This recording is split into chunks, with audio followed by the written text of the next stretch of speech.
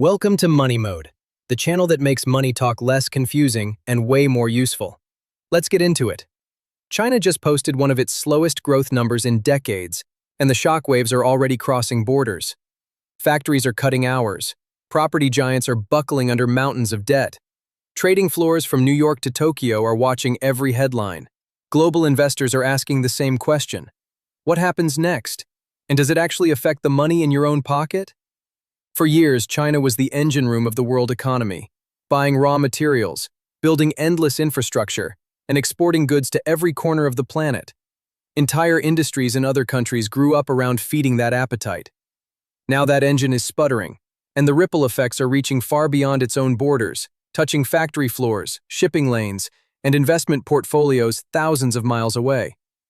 Inside the country, manufacturing output has slowed sharply.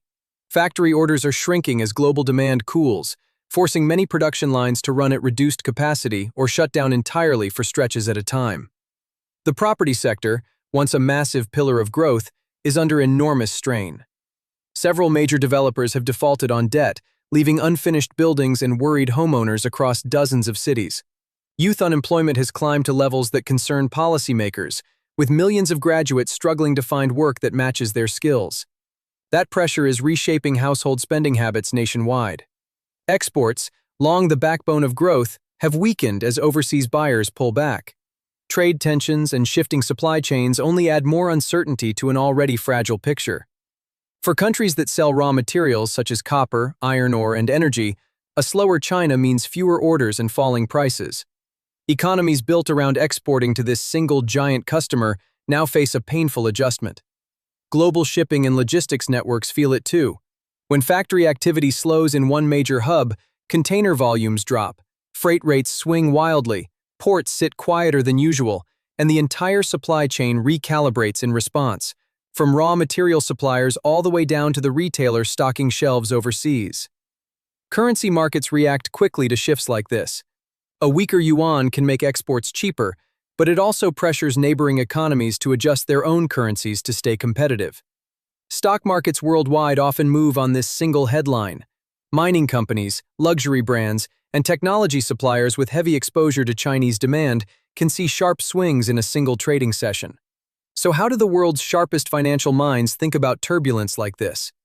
Nordic countries such as Denmark, Norway, and Sweden consistently rank among the most financially literate populations on Earth. Their mindset centers on long-term stability and the discipline to rely on yourself rather than wait for external rescue.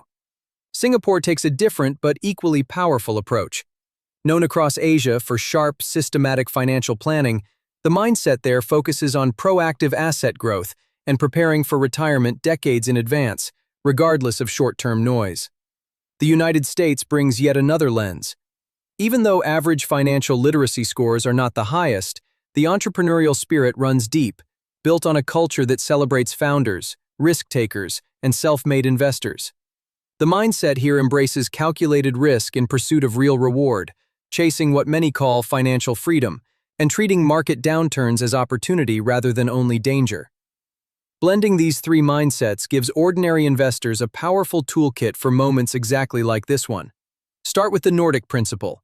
Build a stable foundation before chasing upside, and never depend on a single source of income or a single economy for your security. Add the Singapore approach. Think decades ahead, not days ahead.